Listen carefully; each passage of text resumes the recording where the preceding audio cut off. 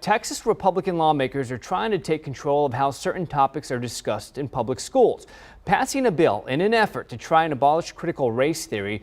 But teachers here in San Antonio say that's not what is being taught in schools anyway. They claim instead the bill makes it harder for teachers to talk about important topics. Eyewitness News reporter Alyssa Theus explains the bill, which is headed to the governor's desk.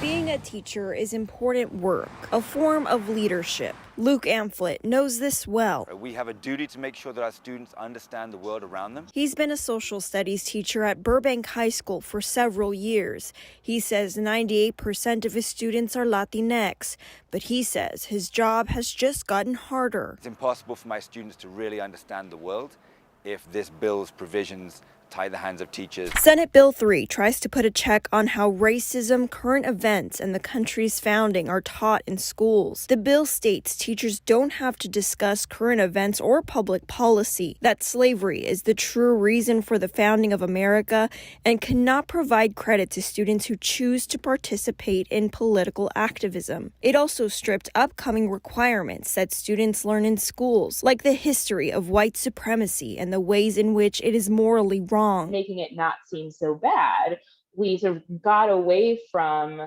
the underlying issues which continue to impact the lives of Black people into 2021. Dr. Jasmine Harris is an associate professor of African American studies. She says politicians have taken critical race theory and turned it into something it's not. It's been turned into, you're blaming white people for everything that's wrong with the country, essentially. The author of the bill, Texas Senator Brian Hughes, did not respond to a request for comment. But Amphlett says all he wants to do is teach students the complex history of our country and how it impacts us today. My students too often already tell us that they are not represented in curriculum.